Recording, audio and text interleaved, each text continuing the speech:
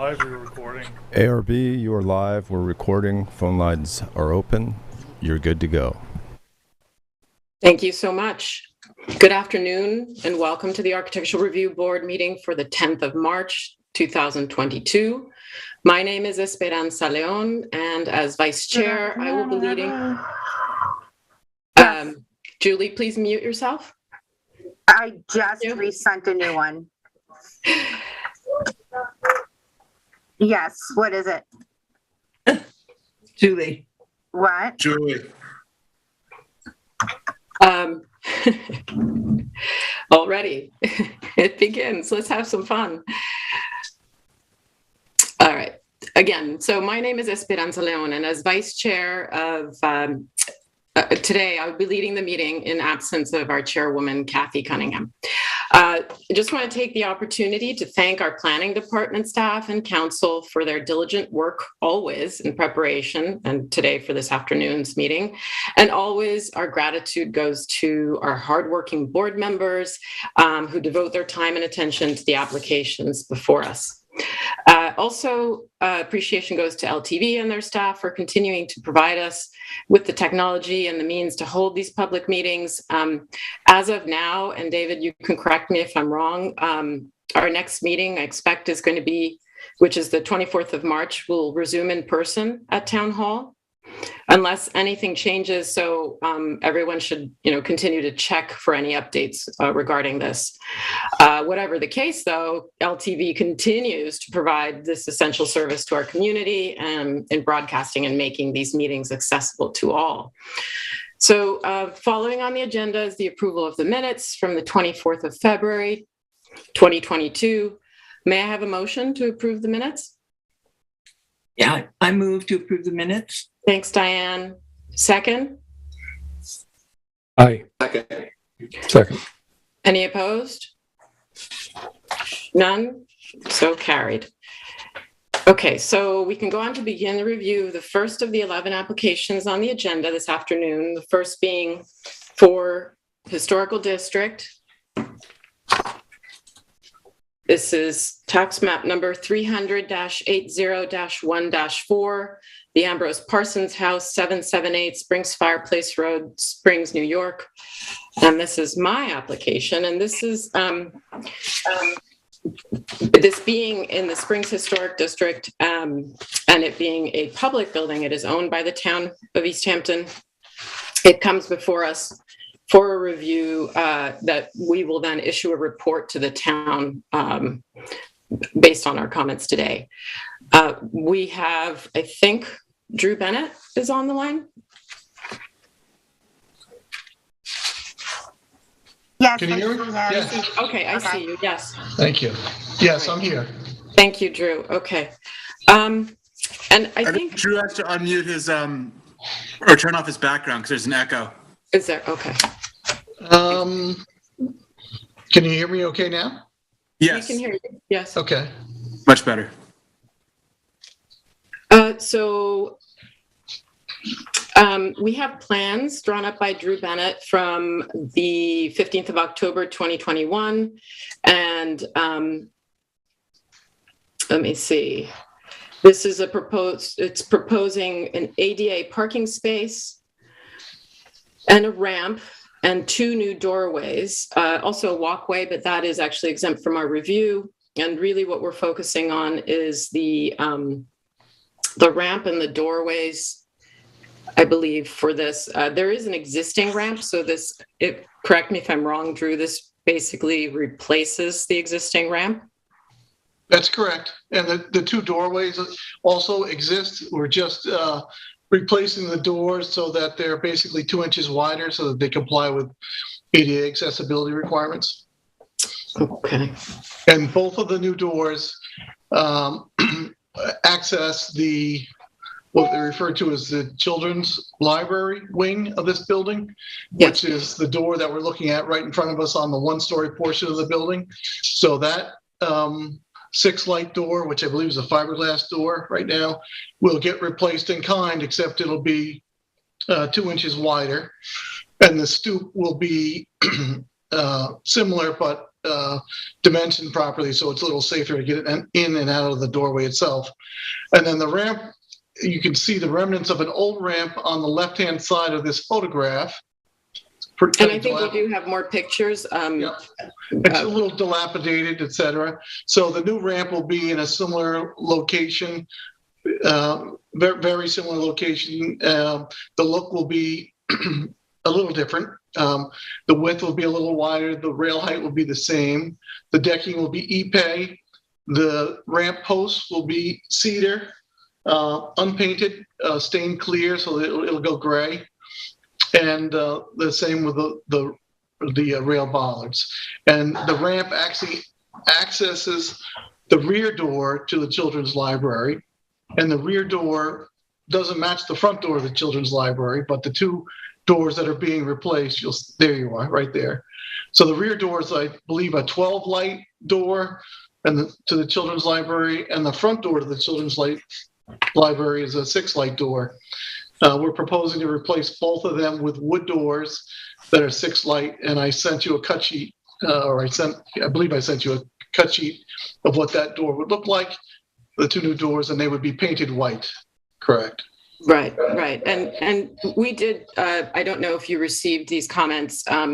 We did reach out to Bob Hefner for his advice. And one of the things that he did say was that with regard to the door, which did draw my attention actually when I saw the spec sheet, was that a more traditional door would have vertical proportion lights, so 12 instead of 9, and 2 vertical panels below rather than the cross, which that's actually what really caught my attention, was the cross element on the lower portion of the door. Okay, so you want, so it's going to be 2 doors. It'll be the same. It'll be 12 light, and you want 2 raised panels instead of the cross. 2 vertical panels, and he said that would be more in keeping with the. Okay, so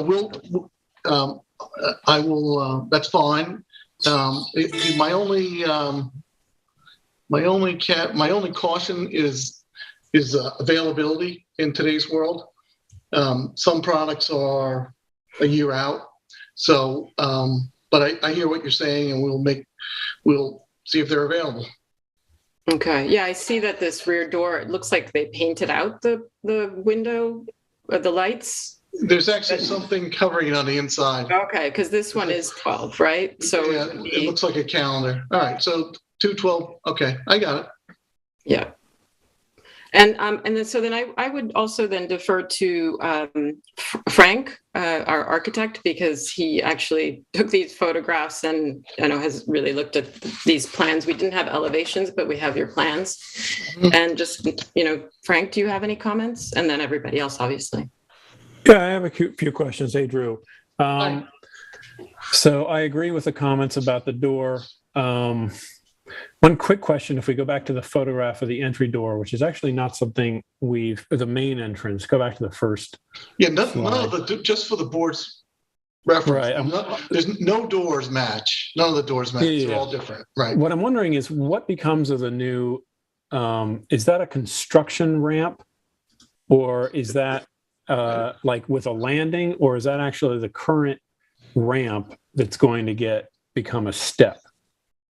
That's new to me, that all this work this was taken yesterday, it looks like, right? Or 2 days ago. So that used to be a step at the front door. It looks like someone has built a temporary ramp, but I could be wrong. Okay. I don't know. It's something I'm not involved with. I just want to make sure. I was going to comment, if there was a ramp there, we would want that just to be a step, but I think that covers that. That is not an appropriate accessible entrance, because the doorway is too narrow. There's steps. Right. It's the front of the building, and once you get inside, the hallways are very narrow. So the children's library is the best way to be accessible. Yeah. Okay. Can we go to the architectural drawings? Let's see here. Yeah, this is a good one. Zoom in on the top drawing. Just want to confirm. So it looks like here, there's certain sections of the ramp that have verticals, but the rest don't. Right. Yeah, Is that correct? they're all going to be verticals. Oh, okay. And that's, They're all gonna be vertical. there's actually, you're looking at a draft set of plans that we issued in October. I actually didn't realize that this was going to make its way to the Architecture Review Board. We Okay. issued a set for bidding on February 23rd. So there's a slightly cleaned up version. There's no Okay. changes to the scope. We did have some comments that we received from the ADA Advisory Committee that we incorporated into the February set, but in essence, Okay. it's the same. Yeah. My first question is, do we need those from a code perspective? It doesn't appear that we're above 30 inches of grade, natural grade. Mhm. I can't recall if that would require like some sort of vertical barrier like that. I mean, the current situation is as built does not have these verticals. And these would be unpainted, correct? Yes, that's correct. Mhm. None of this is painted. Okay. So Frank, you're making that observation because you think it'll look really busy? Is that where you're going with this? Or just not really don't know if it's keeping with the with the historic district? I just wonder whether having all the verticals will actually draw attention to this. I think I would agree with that. I don't actually have an issue aside from the existing ramp, aside from the condition it's in. Right. So I would be fine, actually. I mean, it would help the budget to lose, for a public project, to lose the verticals. Now, I'm not looking at the details and how that might change the details, but I think it would make it more simple. Let's try the maybe bottom left of the screen. Yeah, I don't think it changes it substantially, but I would be fine just having the horizontals. So I just have to verify the heights where horizontals the horizontals would not be required. Right. And I will do so. There may be portions of it that need it, so I'll have to look into that. I mean, if it's required, then I'm okay with it. What's this? But the spacing. Maybe they could be spaced more. Spacing's a little tight. Right. Because we don't need like a 4-inch maximum gap, because unless we're hitting above 30 inches of grade, which I doubt we are, but what does it say there on the bottom left? You do, it varies. So you do get 30 inches of grade by the rear door. Obviously it goes to 0. So then, I mean, I would propose all or nothing. If we have to have it at parts, then I would do it all the way. Make consistent. So that's one comment. A small detail, if we can pan to the right, that handrail, and include the upper drawing. Can you put it down a little bit, Will? Yeah. Will, no, all the way up. No, so that the Keep upper going. drawing can be seen. Yeah. So we can see section BB above. There you go. Yeah. Now zoom in back a little to section BB. Can we do anything to extend this ramp? Not the ramp, but the railing and the post. The issue I have is the piece of metal that's required for the handrail. Can that be behind the railing as opposed to exposed beyond it? Are you referring to section AA or BB? Well, you're seeing in the handrail extension detail right here. Yeah. It's extending beyond the post. Right, and that's only on section AA. And my understanding is that it does need to extend beyond that. I can verify that, but I believe that's the case. I mean, if I would let's just check to make sure that that it has to extend beyond what I would call like the superstructure of it. because that's probably my biggest aesthetic comment about this is that you're going to think, oh God, like that looks like an ADA ramp. Would it help to look at where this, like to look at the site plan that this has to see where this actual element is, if it's that visible or if it's really tucked in the back, or would be, I think it would be visible, right? Yeah, I mean, I think you can see it from the photos. The existing ramp is approximately Front and where, center. yeah, it's approximately there. If you go back to the photos, you'll see the first one. photo was better there. Yeah, that one. Yeah, that's. I think it comes toward the front of the buildings, maybe one or two of those blue stones. Starts, I think, at the beginning of the first window. It's a little bit longer than what they have there now, but it's basically these extensions are toward the rear of the children's library, but you can still see them, I guess, head on from the street. Yeah. Yeah, it's approximately in line with the front of the smaller wing. So what you all are seeing are those two orange cones are going to get pulled out. That the beginning of that ramp appears to be in plan to be pulled further forward to be almost in line with the front of that smaller gabled wing. So I think it is going to be more prominent. I would just, if we can, extend the railing past it to where those like grab rails are, the extension rails where it's maybe I can't recall if it has to. No, I understand. It might have to, in which case that's code.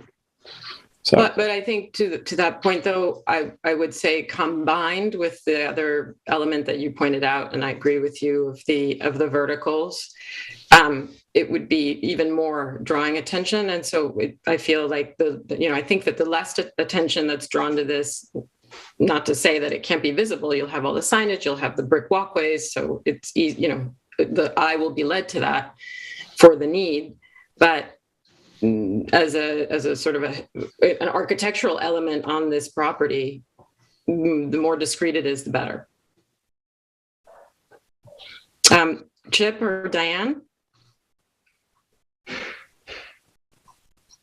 I like the fact that the doors will get a little bit better. That Bucks County X strikes me as off. I'm encouraged to see the reshingling of the house. I've known this building in many incarnations, and it's never looked as good as this. Yes, it's long overdue. Diane, do you have anything? Oh, unmute.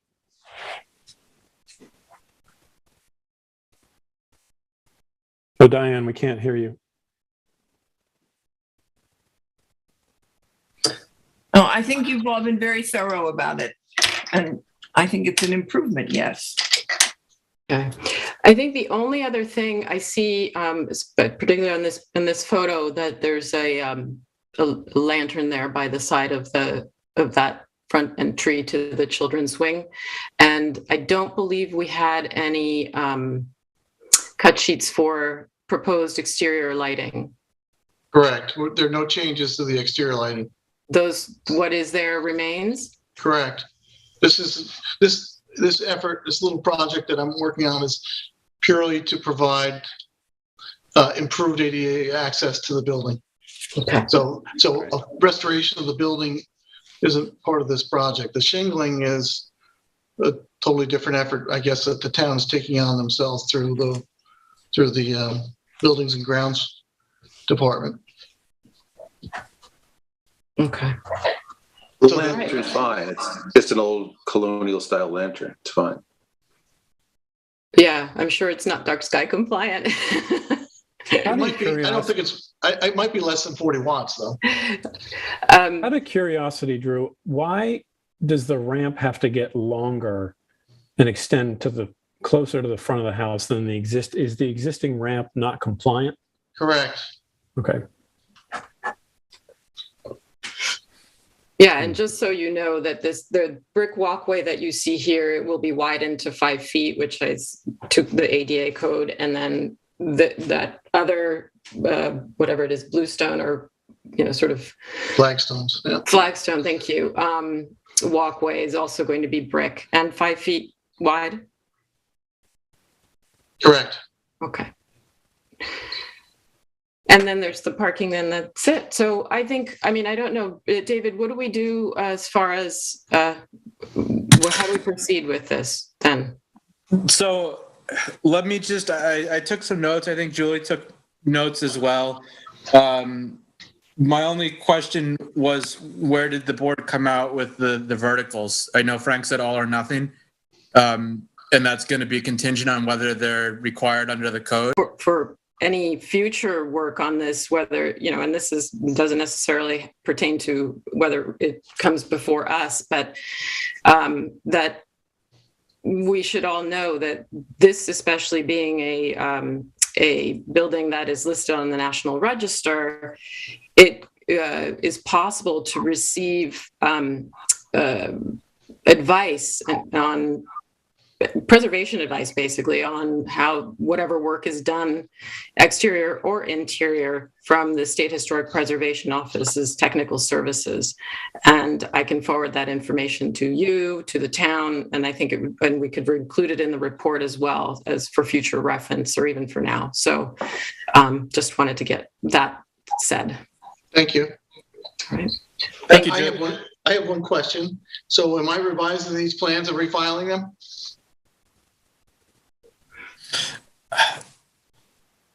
Do we wait for the town board to? I'm happy to do that. I just want to. We're just making ARB just makes recommendations, Drew, to the town board, and then they have to decide whether they want to act on them or not. So, all right. So this job is out to bid. So I'll talk to Jeannie in the morning, Jeannie Carosa, and we will extend the bid deadline till we get everything squared away. Unless I'm wrong, it seems to me that we just need to confirm a couple of things. So if we need the verticals from a height, or presumably from above 30 inch, and we stick with the verticals, and we have to have the handrail extension, then we're essentially approving it as drawn. Am I correct? Yeah, except for the door cut sheet. Except for the doors, right? I'll have to replace that. Right. That would be the main. I think for the record, because this is a public works project, which is bid, it's good to have all the documents pretty tight. So what I will do is prepare a letter, at least with an updated cut sheet for the doors and responses on the verticals and the rail extension, and file that with the board, the architectural review board. I'll try to do that before close of business tomorrow. And then I'll work with the procurement office to try to get the documents that are out for bid up to date. thank you very much, and we'll get this out to you. I'll copy you as soon as the board approves the memo of today's The meeting. report, yeah. Okay. Okay. Thank you, Drew. Thank you for your assistance. Thanks, Drew. Take care. Thank you, Drew. Board, just want to let you know that we have 2 callers on the line. We can't identify their numbers. They're not on Julie's list. Should we let them on and find out what agenda they're on here for? It's 11705, ending in 1705. We have 3801, and the other one just jumped off. So the only number we're looking at is 225-3801. No, I was just questioning if the next agenda item is Tara Burke, and I see her now. She's on. So I'm going to sign off. You can ask that 225 Thank you, because Drew. I don't know who they are. So what are The we next doing? two I'm sorry. applications I'm are going to terrible. unmute that number now. Just unmute them and let's find out. Yes, please. Number 3801, you're unmuted. Hello. Yes, what application are you on for, please? What application are you on? This is for 85 Road, and we're actually having trouble accessing the Zoom link. I'm sorry, I couldn't hear which application? 85 Road. Oh, 5 Rod? Okay. So that's number 8 on the agenda. And we'll find a way, hopefully we can get you onto the Zoom, okay? Okay, thank you so much. Billy know how we Hajek can should be help. signing on for that. Yeah, I thought it was Billy Hajek. It is. I spoke with him yesterday. I don't know who that, Yeah. maybe it's the owner. That could be the owner. Yeah. Okay, all right. So there we have that. And then was there another one? I They think left. they There dropped. was, but Okay. they jumped off. Okay, all right. So we'll continue then with Tara. This is tax map number 300-49-1-13.3, 93 South Euclid Avenue, Montauk. And we're with Tara Burke, this for the application for Peter Joyce. And this is Diane's application, please. Yes, and this is an application for garden center use, outdoor horticultural area with commercial vehicle parking and storage at rear, fencing to protect the garden center material, proposed and existing as shown on the site plan, and submitted sample photographs, plus I have taken some photographs. We have the misfortune of seeing this garden center at the beginning of March when there's this is the building of the garden center. Everything we are concerned with is to the east of it. And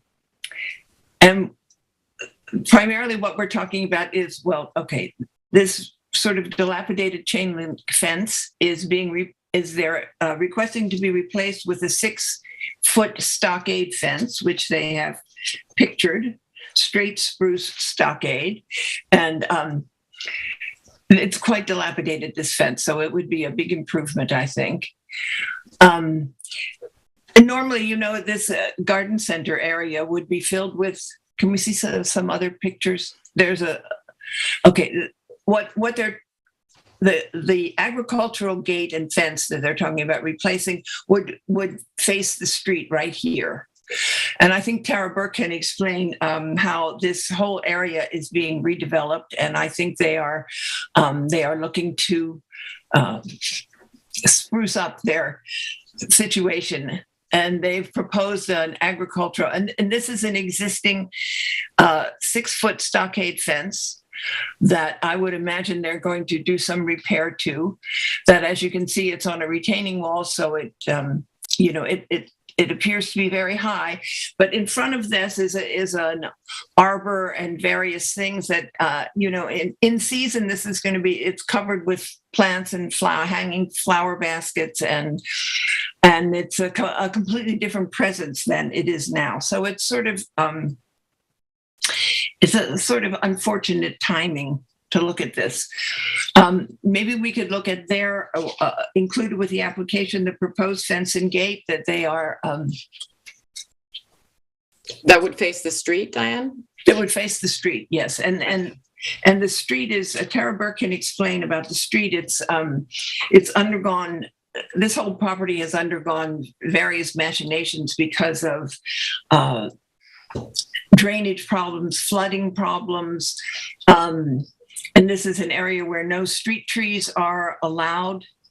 So the edge of the property, this is what they're proposing, to put at the edge of the property between the street and the garden center. At what height is that? 6 feet. They really they said, even though it is downtown Montauk, to protect their inventory, their garden inventory, they need to have 6 feet. And I don't know Montauk well enough to know whether or not deer come right into the commercial district, but it seems plausible if it's a garden center that's filled with like juicy annuals and things. So I would think in this one place, it's understandable that they would want 6 feet.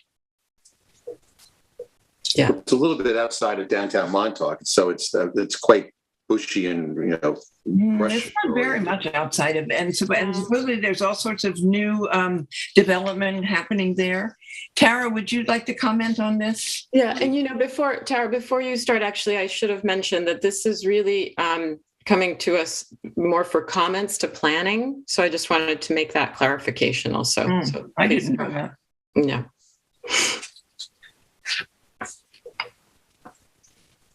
Tara? I think you're muted. Tara, you're We muted. can't hear you. Can you hear me now? There you Yeah. go. Now. Okay, great. Okay. Thank you for that synopsis. I appreciate it. So yeah, this is a vacant lot, in theory, in downtown Montauk. It's on the periphery of the downtown area, as Member Ray had mentioned. So the Montauk Skate Park is two blocks up on the north side of this. So this is right on the edge, just east of the post office. And the neighboring lot, as we saw in that first photo, is Pete's Potting Shed. And then the vision for this lot is this is going to be the horticultural storage area for all the display of the, landscaping merchandise. The property at the moment, as you can see, is kind of, it's in flux. So they don't have site plan approval right now to use this as a garden center. So that's what we're actively pursuing. They had built that retaining wall somewhere in between 2013 and 2016. As Diane had mentioned, there's a drainage problem in the area. So the Pete's Potting Shed building was flooding. They built the retaining wall and put some drainage in an attempt to control that flooding so that the building itself next door wouldn't get flooded. Because of that, they wound up getting a violation from code enforcement for not having site plan approval for the retaining wall. So everything on the property has kind of paused since then. So as much as, they would have loved to clean it up and make it prettier now, they also don't have permits to do anything on it. So we're waiting for that site plan approval and all the other necessary approvals to move forward and make this property beautiful. So what we propose to do is, as Diane showed in the submissions that I sent over to you guys for the fencing, we want to put that agricultural fencing along South Euclid in front of the property. So where the parking spaces would abut the front of the lot, there'll be a sidewalk right there. And then on the inside of the sidewalk is that agricultural fence with the gate. Then the neighboring property next door, which is also in for permits and is currently vacant, maybe that site plan would be helpful, that one. The neighboring, so you can see where the pink tinted sidewalk is in the front, right? On the right side of that diagram. So the farm and field agriculture. Sorry to interrupt. Can you orient us on the site plan? Yeah, let's zoom out. Where's the building? Where's the street? So see the pink on the right side? That will be the new pink tinted sidewalk on South Euclid. So that's South Euclid on the right side there. And on the bottom is Pete's Potting Shed. So the building that's next door on the bottom of this. Okay. And then to the top, which is the east, that is a separate site plan that's currently in review for a separate owner. And then on the left, which is the north, that's the alley behind the lot. And that dark gray in the middle of the property is the retaining wall. So what we want to do is put the agricultural farm and field fencing along the street side, the South Euclid side. And then we want to put the stockade fence in between our property and the proposed building to the east on the top. And then we want to keep the stockade fence that's along the top of the retaining wall. It's set back just a little bit. It's not right on top of the wall. It's set back just a touch. And we want to keep that one there because there's vehicles that are going to be parked up top. So we'd like to screen those. And I mean, that's pretty much the extent of it. We're hopefully going to make it a really beautiful site as far as the display of the landscape material goes, but we do need to fence it in so that it doesn't get destroyed. And in Montauk, the deer walk right down the street. So they will, I literally have them in my street on my way home today. So they will be on the property if we don't attempt to control it to some degree. And that's what we're proposing. So the proposed fence on South Euclid would be like the image that was shown just as a gate, but essentially that design would go across, would be consistent across that pink boundary.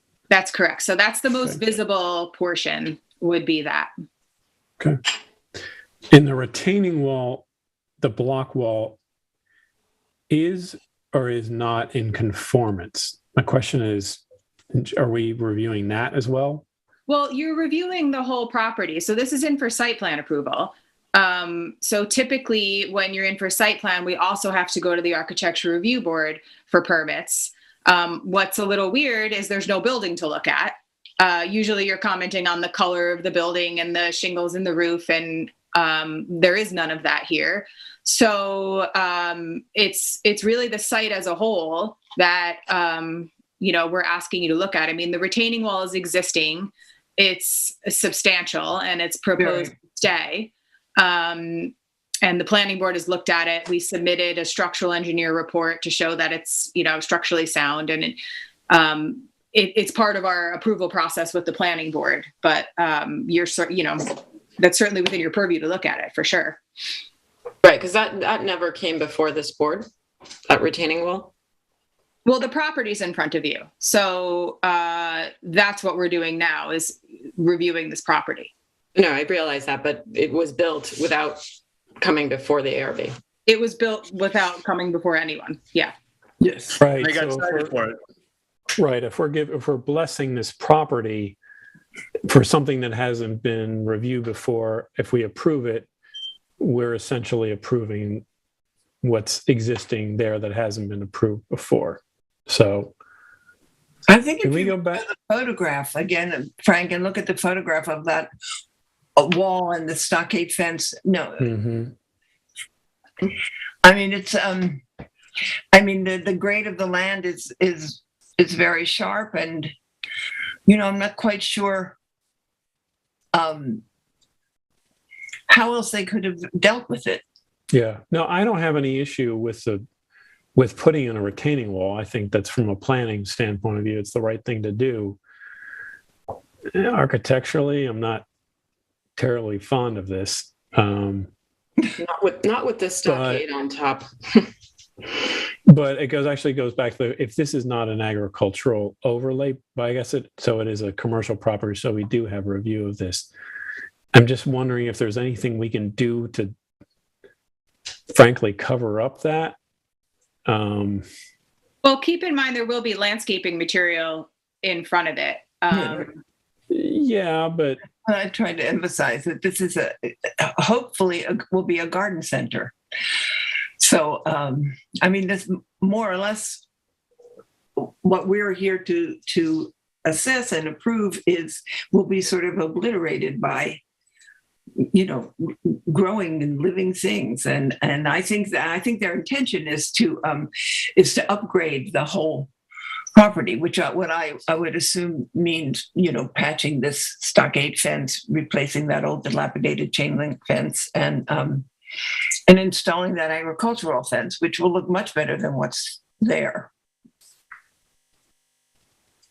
I mean, if I would love to see just something like some sort of a vertical trellis where just something green grows in front of it. So it's just kind of severe. But that's my review of this. Otherwise, it has a long way to go, I must say, to be a beautiful garden center. Right. But I have no objection to the fence being 6 feet with the proposed design. And I think there's a sort of hardship reason for needing a 6-foot fence for a horticultural area. Mm-hmm. Yeah, that's what I thought too. Yeah. Chip? Well, I applaud, someone opening a garden center in the edge of downtown Montauk. Garden centers are, happy places. And I would give these people a little bit of the benefit of the doubt. Once it's filled with plants, it's going to look a lot different. We're losing garden centers every day out here. And the fact that they're starting one in the downtown situation is terrific. Good. Okay. Any other comments or any other Oh, Question? So, David, again, I'll defer to you. What, as this is really more comments to planning, we're not approving a resolution or passing a resolution here. That's right. We're just going to provide the board's feedback in a memorandum to the planning department. So can I just jump in there for a second? I just want to make sure I'm understanding, because historically, when you go for permits for something in a commercial downtown area, you need a planning board approval and an architectural review board approval.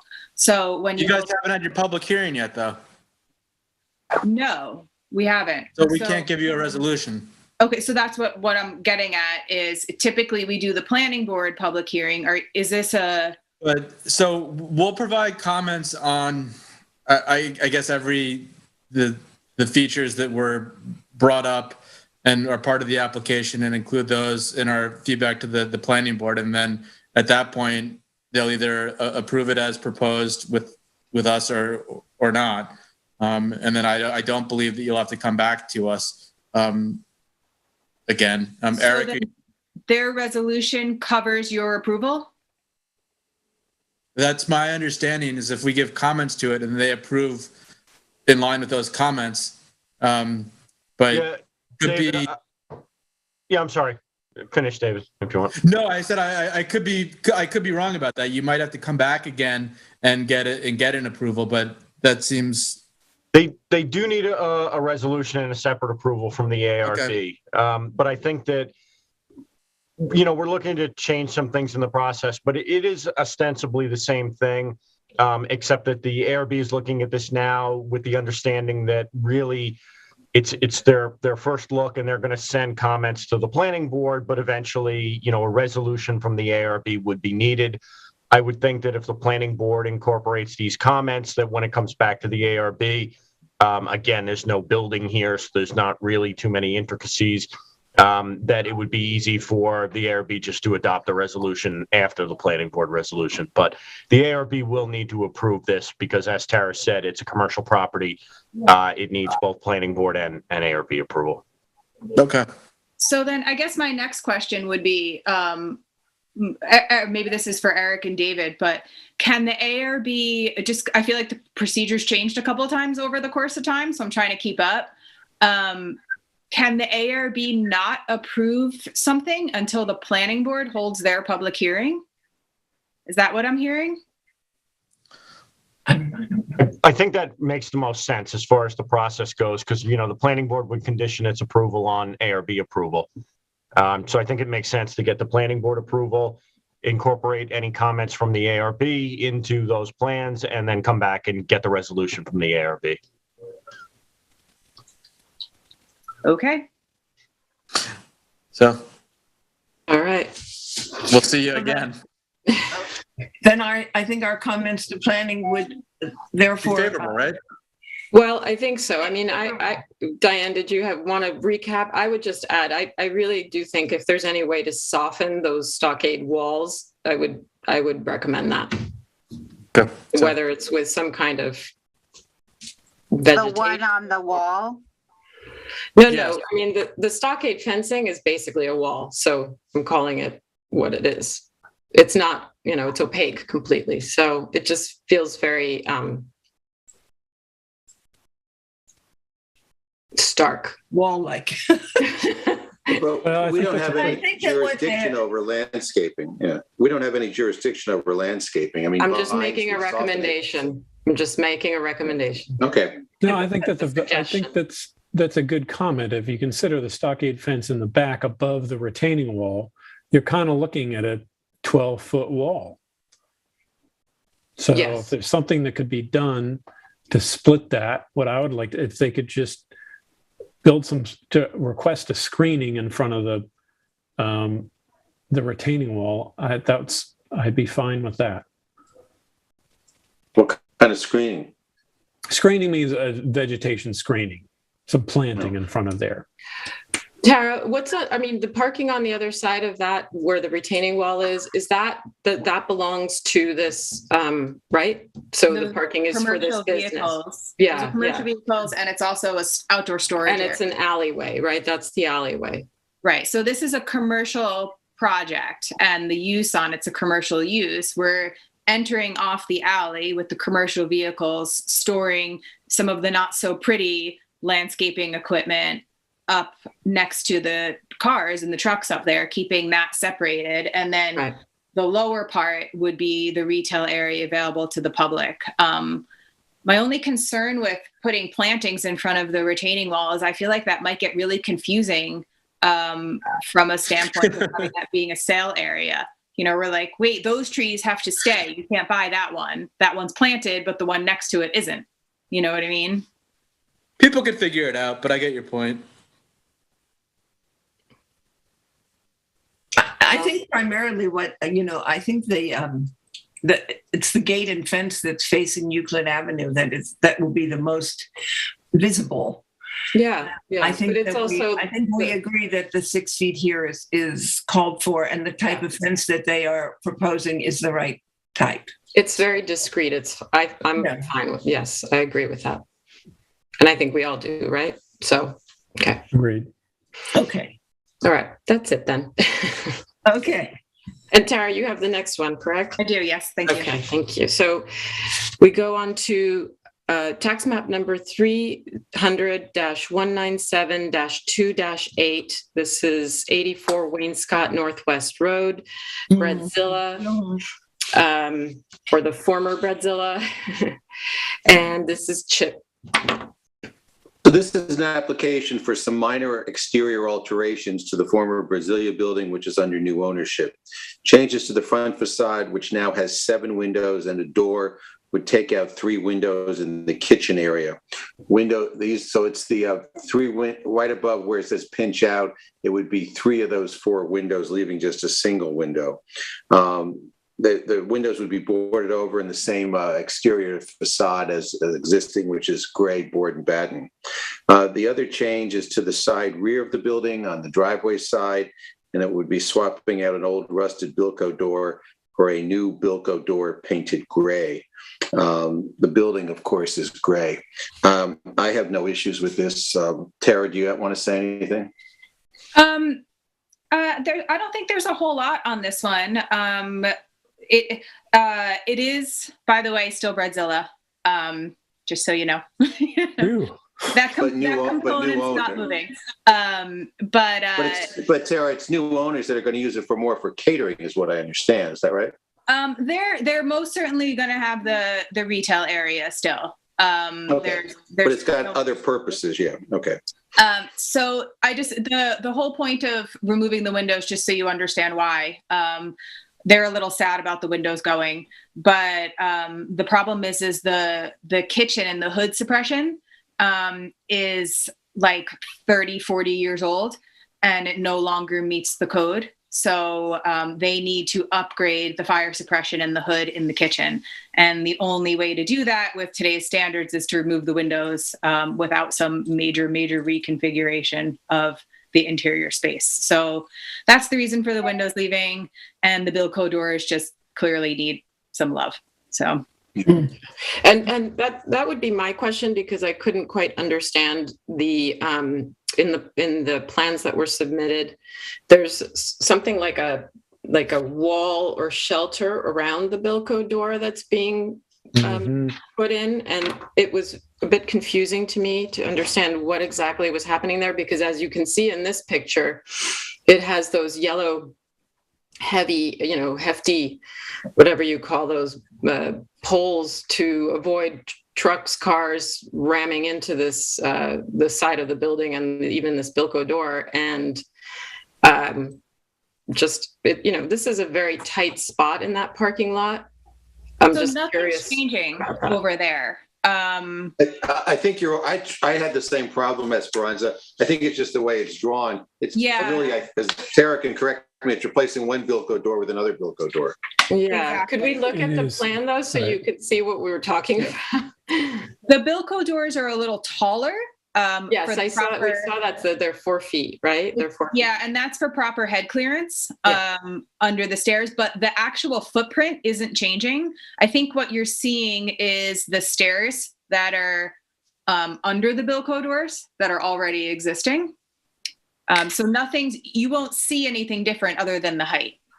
It's not extending further into the driveway or any of that. No, could you zoom in on this, Will? Because either the top or the bottom where it has the new painted steel basement door, and then it says new vinyl siding to match existing in color of appearance. So they're sheathing the Bilco door?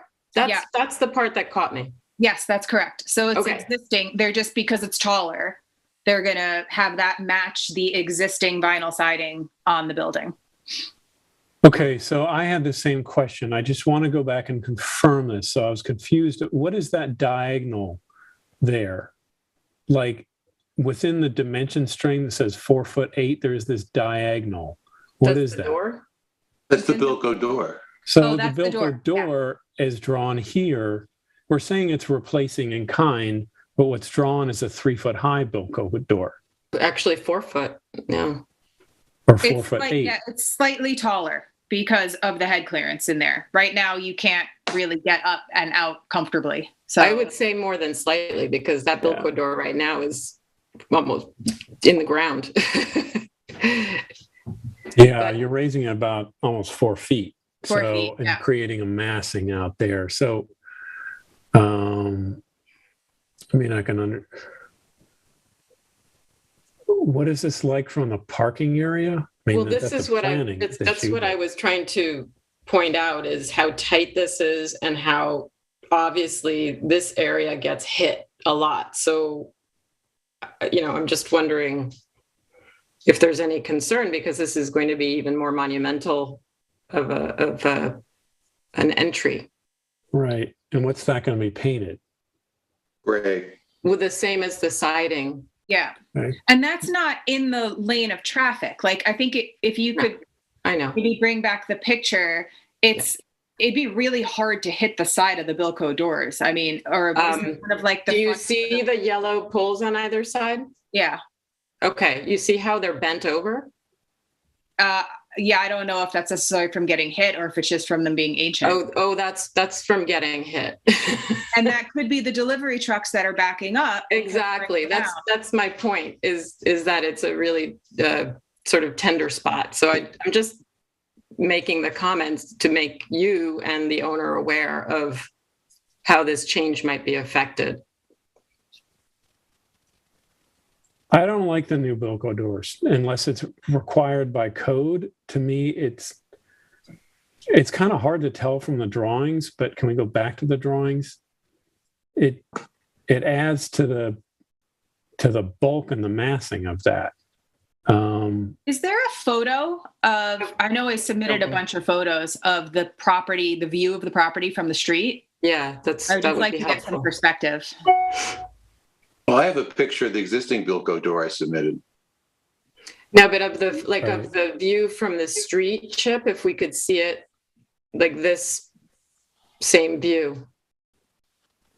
I think if you keep scrolling through the architectural plans, there's at the last couple of sheets, there's a whole bunch of photos. Okay, thank you.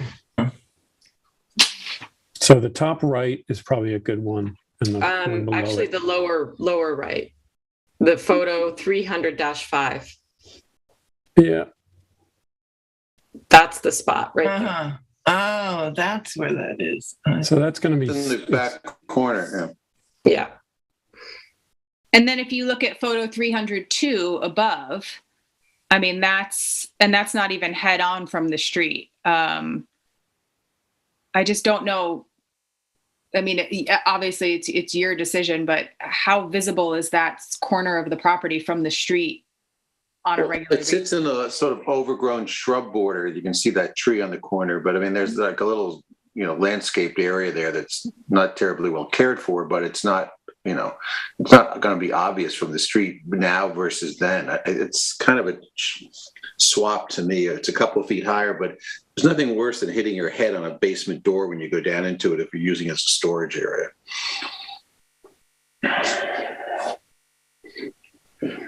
Yeah, I'm more of the the durability of this also too. You know, I'll just keep pointing that out. You mean the durability, meaning someone's going to run into it? Yes. Well, the parking there is terrible. I don't know if you've been there, but the parking is really, Yes, you take your life in your hand for the whole thing. So, but it's more in the front part. I mean, well, I mean, and technically, you know, on a commercial property or even on a residential too, actually, you need two means of egress. And, you know, the one means of egress is up through the doors inside, but the other means of egress is the Bilco doors. And we're trying to make the head clearance proper to make it a safe exit. Mhm.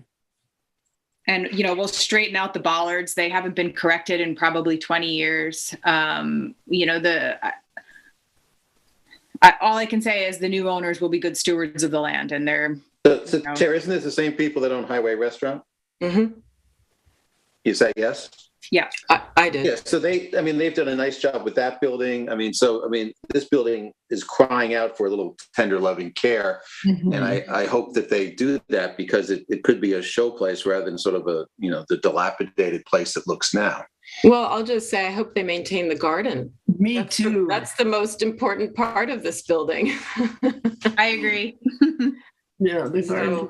Yeah, All we right, go around the back and it's really atrocious. I mean, yeah, it's the back that's not so nice. Yes, you're right. So I don't know. I'm not, you know, against this. I just would I hope for the owner that they don't have any accidents with that getting hit all the time. So It's not a great massing move to push that out. I mean, maybe it's 5 feet or so, but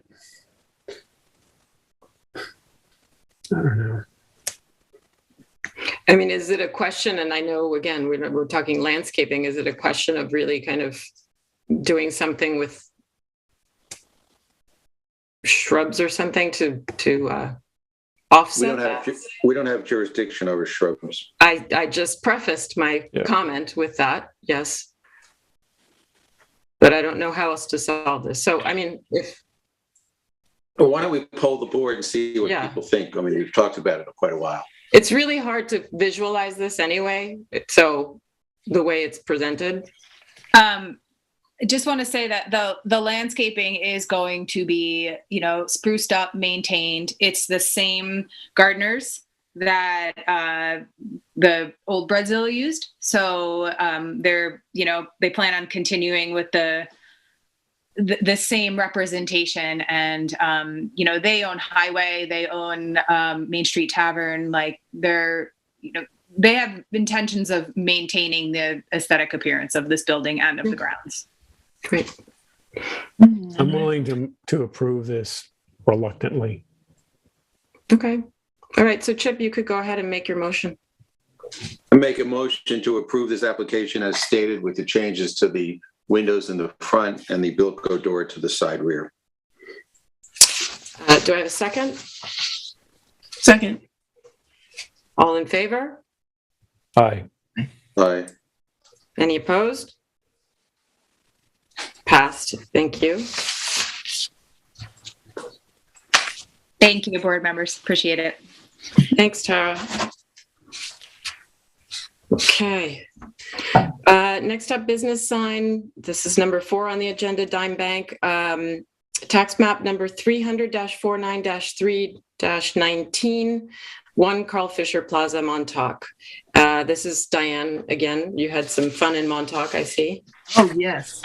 We do have a caller on the line for this application, so I'm going to unmute them. Okay. Hi, this is Bianca from Going Sign Company.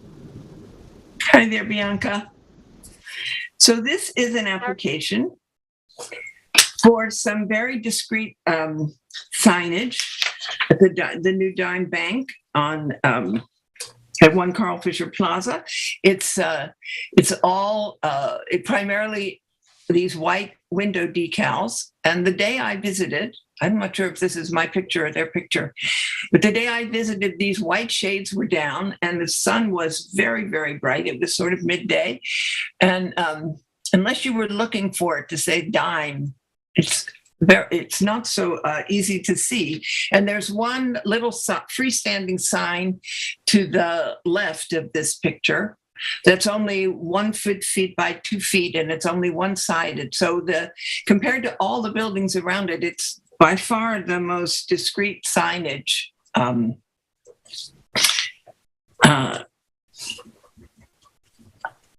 I think that they're right next door to a Chase Bank, which, screams Chase everywhere. So I have absolutely no reservations about this. I just wonder if maybe they shouldn't change those shades to other color than white on white, because it's not so easy to read if that's going to be the signage. And there's this one little one-sided 2 square foot sign, and that's it. And they're, I would imagine, vying with everybody else to be seen there. So, right. So this is, I think you have on the application that the total square footage of it's less than 9 feet. Yeah, it's less than. It's 8.61, right? 8.61 square feet is the total signage of all of the decals and this little sign. So I see no apprehensions. I wouldn't be surprised if they wanted more signage, actually. Well, I think originally they had come before us last year, with 3 signs, but there was actually 5 proposed. And so you're back, but the work has been done. So, yeah, there's no illumination. That's it. All right. Anybody have any comments? Can we see the proposed signage again? Well, yeah, it's existing. No. It's existing. Yeah, there it is. Oh, that's what they So want. That's what they want. So that's all they're asking for? That's all they're asking for. Oh. Yeah, this was the Bridgehampton National Bank. Yeah. All right. They've done a nice job in switching out the Bridgehampton signs for the dime signs elsewhere. They're all very tasteful and they're kind of the same as what was there. Yeah. Okay, so I make a motion that we approve this application as presented. Second. Thank you. All in favor? All Aye. in favor? Aye? Aye. Okay. Any opposed? Okay, so carried. Thank you. Thank you, Bianca. Thank you, guys. Have a good night. You're there. You too. Okay, thank you. Okay. So that was the only business sign. We move on to fences, walls, gates, and berms. Tax map number 300-197-7-5. This is Valerie Mnuchin, and we have, who is it again? Please remind me, Julie. Mario. It's supposed to be Ramon. Mario Rivas. Oh, there he is. I And see he's him. here. He has to unmute, Mario. And this is my application. Hello, Mario. Yes, I'm here. Okay, thank you. Hello. So when this came before us last month, we discussed the need for a new survey to be submitted depicting the proposed gate's exact location and its relationship to the wetland setback, because as you could see on, is this the new survey, I guess? Yes. There are wetlands on this property. This is adjacent to the, it's in the Georgica Pond area, Goose Creek. The board also recommended that the gates and the pillars should be lowered in height. The proposed gate initially was at 6 feet maximum. And then, as you can see on this survey, the call boxes plotted on the inside the property. And that was another thing that we had requested that the applicant come back to us with. So we have now received a new design for the fence, and we have received this new survey. The only issue that we're seeing is that The actual distance to the wetlands is not shown. And I will let Will or Eric jump in here and just give us a comment on the issue here. Yeah, okay. So, we looked at the survey and we actually like measured it out on the physical survey. And as far as we can tell, like the gate to the wetlands, like the gate being here and the wetlands being here, it is pretty close to 100 feet, and we can't determine that for certain just based on like measurements. So what we suggested is that and we also went back and we looked at like when the lot inspection was done for the wetlands, and it was I think it was June of last year, and we what the findings of that lot inspection and like the relationship from the gate to the wetlands was never verified and put on the survey. So we suggested that process be completed, and then the distance to the gate, then you could have the distance from the gate to the wetlands like properly noted on the survey. Okay. So the dotted line that is showing here, it says wetlands as flagged by Town of East Hampton in 2015. You're saying that this was updated last year, but not on the survey. It was never formally like verified and put on the survey. No. Okay, so we would need that. Okay. Yeah, and if you can mute for a second, just so we don't echo. Just to be clear for the applicant, just so that they know, in June, the applicant submitted for a lot inspection. I believe that our environmental technicians basically said, the line from 2015 appears to be the same, but they wanted a to scale survey to verify that. We did not receive a survey. I think the applicants might be able to submit a verification to the planning department with this survey, and the environmental techs may be able to verify that that line is correct. If it is, they're just outside of 100 feet. The gate, that is just outside of 100 feet from the wetland boundary, and they won't need extra relief from the Zoning Board of Appeals. However, it's literally, when you scale it out, it's like 102 feet. So we need to verify that the wetland boundary needs to be verified by the planning department in order for the ARB to know whether or not additional, approvals and relief from the ZBA is going to be required. So until you have that information, I would say that the application is incomplete. I agree. Mario, do you understand everything that we've been? Yeah, who has to measure, to put the measures in the survey, the surveyor or someone else? Mario, what you do is just submit, it's available online. It's a form that's submitted to the planning department called a wetland lot inspection verification request. Attach a copy of this survey that is to scale, that is full size, so that we can scale it out, and submit that to the planning department as soon as you can. As soon as our environmental techs can get to it, they'll look at it and they'll see whether or not that wetland line is accurate. Once they determine that, then you can move forward with the ARB application. Mario, we will also send you a letter stating all this information. I'll send it to the email. Okay.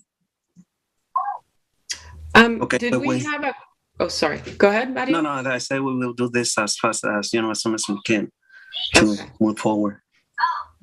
Will, did you have a question? Also, you said something about a dotted line that we had a question about it. Is that still a question? No, I think we covered everything. Okay. And then I just wanted to point out, if you can move the survey down south a little bit. No, just so we can go north on the road. No, the other way. There you go. Nope, down. Go up. Go up. Up farther. Farther. And farther. Let's see the property corner is of the large. Okay, there, right at the top, toward the top north west corner of the property.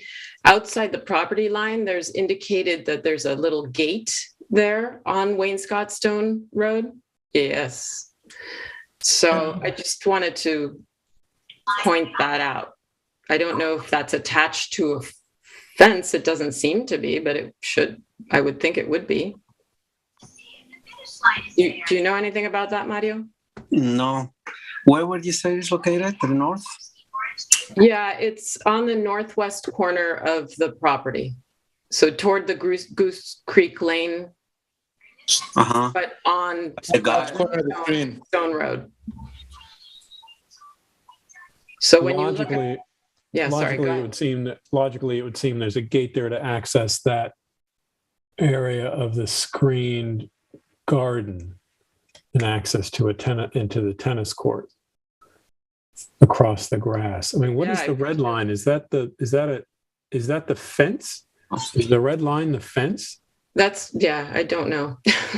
It's hard to tell on the survey what is what.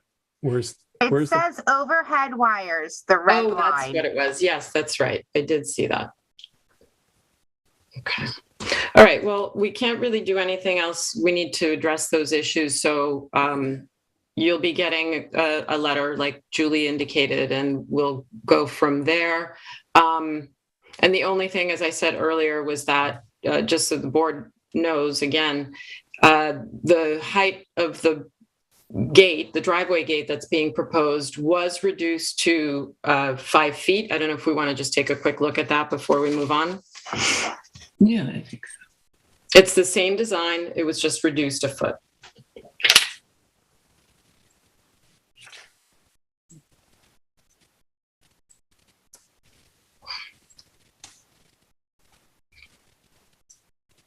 Do you have it, Will? Hang on, it's loading. Okay, thank you.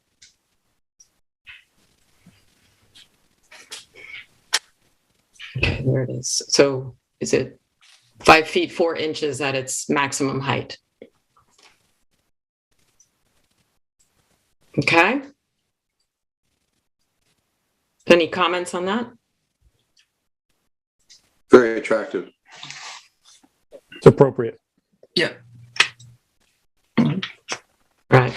I still would love to see no gate along this road, but so be it. All right. Thank you, Mario. I think. Okay, that's it. thank you. We'll submit the info as soon as we can. Thank you very much. Yes. Thank you so much. Okay, bye. Okay. Next is number 6, tax map number 300-087-02-16.1, OMH LLC, and this is David Martin Architects, and I think they're on the Zoom already. And this is Frank's. Okay. This applicant is requesting approval for a new wood-clad gate at 6 feet maximum above grade. Could we bring up the architectural drawing set?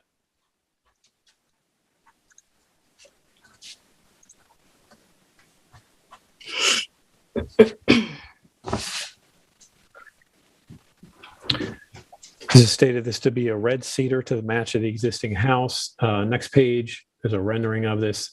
So it looks to be, I guess that would be as it would over time, that presumably the cedar would be grayed out or would be stained. The proposed location, as shown on the rendering and in the plan, is somewhat set back from the road. It is somewhat above the road, but it's pretty straightforward. Go back one page. Yeah, there you can see the proposed maximum height is 6 feet. Can we pull up the photos, site photos? So the proposed location is actually further back from the current chain link. Yeah, that chain link is very black. I believe that's a temporary construction fence. So this will be pulled back to the back of where the Belgian block meets the asphalt. That's the view from the street. So it is pulled back from the street somewhat. Are there any other photos? Yeah. And that's what it's looked like from inside the lot. Oh, why would you want to block that view? That's what I thought. So I think that the proposed location is somewhat discreet, particularly given the current like berm and plantings there. I would be curious what the rest of the board says. My initial reaction to the design is, given its location above the street, it's hard to say it may be 4 feet of street that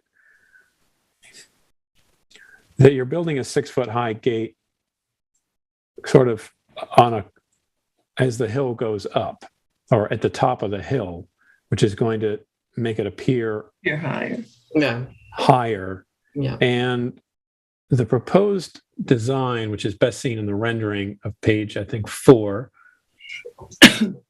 Next page.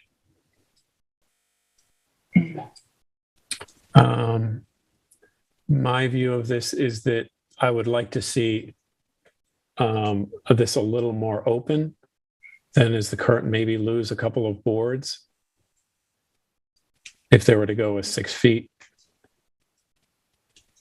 But yeah, my assessment of this is I think the location of the gate is good. However, I question the need to go to 6 feet here. Frank, in looking at the survey too, it seems that there's some deer fencing that's in the front of the property that's outside of the property line. Is that correct? Right. There is, and it there. I mean, this is on both sides. Right. Yeah. Right. So that's not permissible. It's awful looking. Well, it doesn't look nice, but it's also right outside their property. So right. So I don't know to what extent that was that's just done for construction purposes, and that would be removed. Yeah, it is actually only just for construction. It's going to be removed. Actually, the landscaper is one that installed it for the temporary housing of plants during construction, and it will be removed. Actually, I think I got confirmation from the builder that's going to get removed by the end of this weekend to Monday of next week. Okay, good. I'm sorry, I'm David Martin, Mr. Architect's mad. Yeah. Hello. I would agree with Frank's assessment that 6 feet is excessive, and that there needs to be more translucency. The 6 foot was a request for more protection from actually the deers. Of course, Montauk, like an earlier application said, there's deers everywhere. So the client really wanted to protect this property from any deers coming in, destroying everything that he just put there. Yeah. So, as for the other comment about the openings in the fence itself, we actually pushed the client to go with the larger gap. Originally, he was very adamant of only an inch gap. As shown, it's 2 inches. And so I can bring it back to the owner, but the neighbor next door has basically no gap in his gate whatsoever. So might be a hard sell, but well, you can tell him that the neighbor next door may not have ARB approval, so that has nothing, no bearing. Yeah, I mean, I think my view is if the neighbor adamantly really wants to go to 6 feet, they're going to need a new design for the gate that's far more open. So if we were to remove a few of those lats in the middle of it, would a 6 foot gate be okay? Like, as you're saying, if we were to get rid of every other one or maybe every third and space it out accordingly, what are your thoughts on that? My thought is no, the application we just shown is something that's more appropriate to in terms of openness. I mean, that's a very sort of open gate, but I think that and I'm curious what other board members would say, but if we came back with just the gap instead of 2 inches was 3 or 4, I think would object to the proposed 6 feet.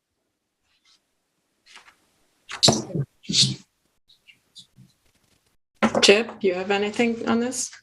Yeah, I think 6 feet is excessive. We, have not approved 6 foot gates generally for a long time. I think 5 feet and open it up might be a good compromise. Mm-hmm. Yeah, I'm in agreement. I mean, I would like to see I think that would mean that this would have to come back to us, but I would like to see a 5-foot gate with 3 to 4 inch openings. Currently it's shown as 2. And I think a general rule of thumb in terms of opacity, would be like a 50% opacity threshold, right? 50% open, 50% solid is kind of a good rule of thumb. I realize that's not something the owner is wild about, but given that it sits high on the hill, it's would be kind of imposing We should without be looking that. at it, for God's sake. Who's driving on Old Montauk Highway? Who's speaking?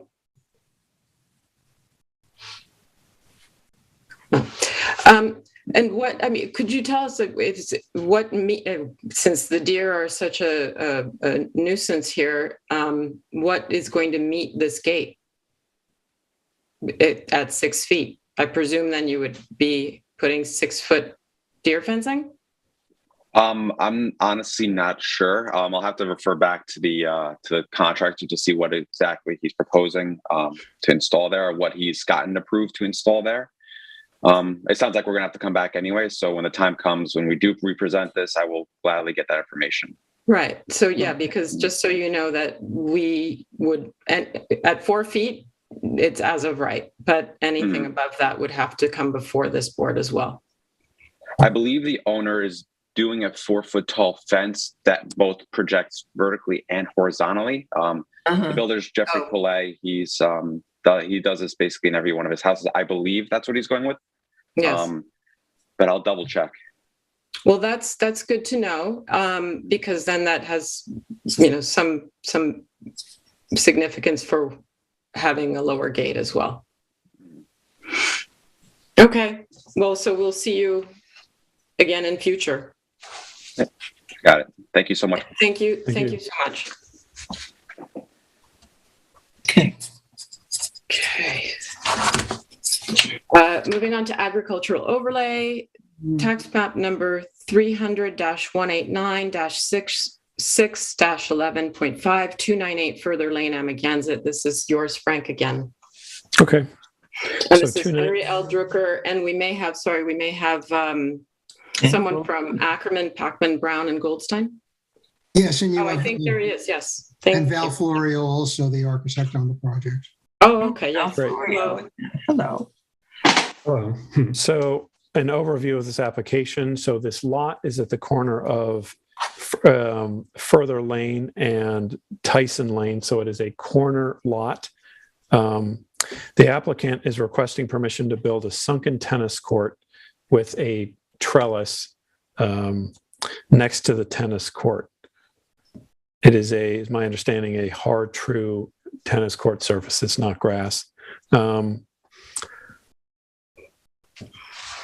So for the board to be aware, our understanding is that the proposed location of the tennis court exceeds the setback boundaries of Tyson Lane. So this would mean that this would require approval from the Zoning Board of Appeals. However, and perhaps not, however, the town has asked us to review this on a rather preliminary basis of the design to be able to put this in front of the zoning board, so the zoning board is aware that this has been looked at by the architectural review board. I hope I got that right, Esperanza. I think so. Okay. Eric, yes. David? Yes, that's what I understand. The ZBA needs to have as complete a picture as possible when they're deciding whether or not to grant the variance in terms of the positioning of the structures on the land. Right. So the tennis court, as you see from this survey, would be running parallel to Tyson Lane. Mm-hmm. Can we bring up the photos? So it'd be the left here on sort of where that tall tree is in front of that. Let's just run through the photos first and then the architectural drawings. So it would be kind of to the, pretty much there, what you're looking at. Tyson Lane is to your left. You're looking from further lane and is to the back of you. That is from Tyson Lane looking at the house. And this is from basically near where the back of the tennis court would be. However, there would be some, there would be grass kind of where this photo is taken. And that's looking again there. Let's go to the architectural drawings. Let's go through this. Keep going. Right. Views from there. So there would also be a stone walkway. It appears to match the existing pool. Now, inside of the tennis court, as you'll see, because it's sunken, you'll see there that it's a brick wall around the tennis court. It will require, from code purposes, within the hedges there, a fence as a fall barrier. The proposed trellis. So the tennis court is below grade. The trellis sits somewhat above grade. If we could get a comment from the attorney or from Val, I'd just like to know how high that trellis is above grade and how to confirm how low that tennis court would be below grade. I can address that comment. Is it possible to go to the last image on the PDF? Yeah, let's keep going through. Oh. There you go. So to answer your question, it's a whitewashed brick, which is 4 feet tall. And per pool code, we have to have a 4-foot enclosure for the existing swimming pool. So the fence, which is hidden inside of the evergreen screening, is also 4 foot tall. And to answer your question, the trellis is 8 feet tall. So the trellis rafters would be approximately the same height as the top of the screening. And really the intent to do this was to minimize activity for the neighbor. There's only one neighbor, and that would be directly to the south. So rather than folks who are sitting at the grade level in case there's activity, this is something which really sort of mitigates any sound. And I think inherently a sunken tennis court greatly mitigates any noise, although that's not the board's purview. That's more something for the zoning board. But the design intent is to screen this thing permanently, even in the winter months. So again, what is that? So what's the height of that brick wall? The wall is 4 feet. 4 feet, okay. And the fence is 4 feet. And the top of the pergola is 8 feet.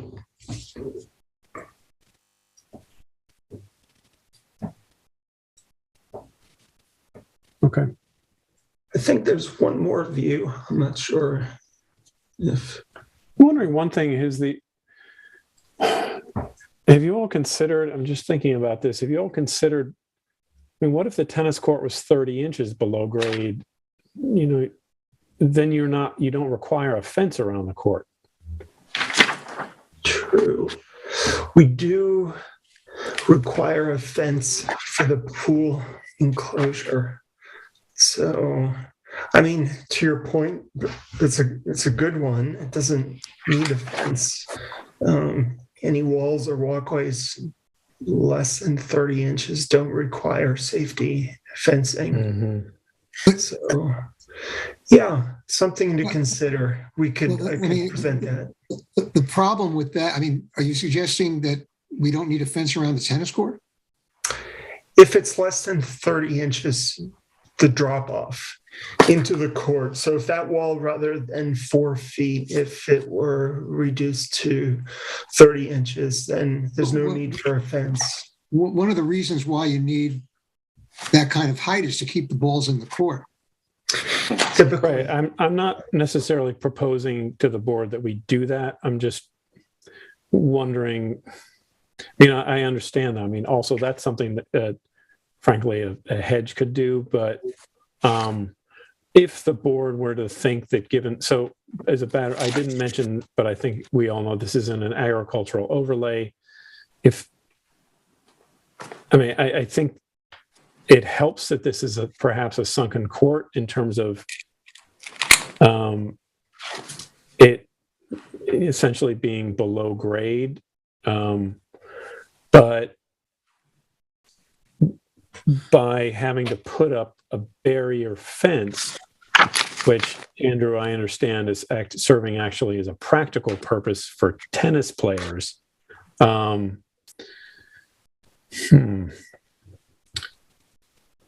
It's a question for the board. Is the fence an issue? So I think perhaps it's a site plan issue. I mean, that's a sort of a more detailed thing, but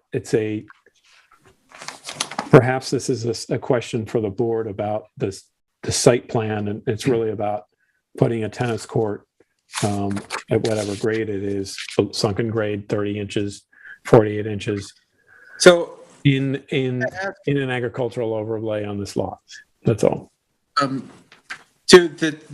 board should consider that the height of the fence where the pool is technically it's 8 feet because it's on top of that wall. So under the code, the height is calculated as the combined height of the wall and the fence, which I believe would be 8 feet. And just looking at the on the survey, I think that this is would technically be in the backyard. So that is the maximum height of what the board would be able to approve if it was so. So are we being asked to approve a pool fence too?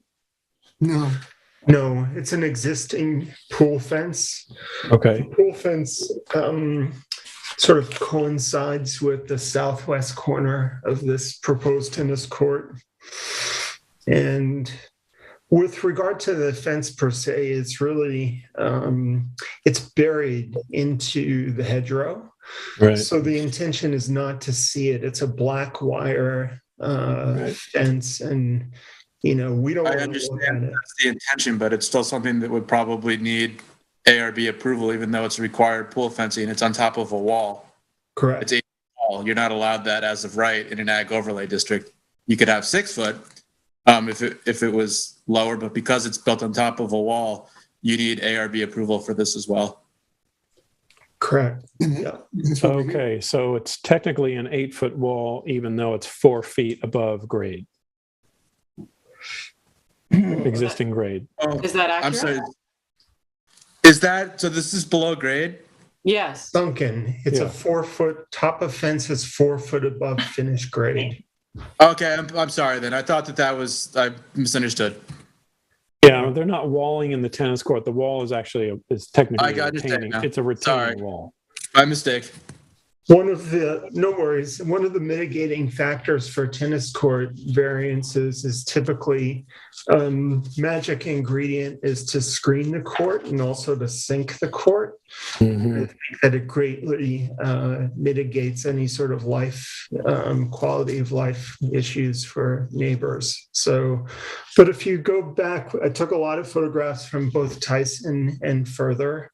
And one would be very hard pressed to even see that there would be a tennis court in this backyard.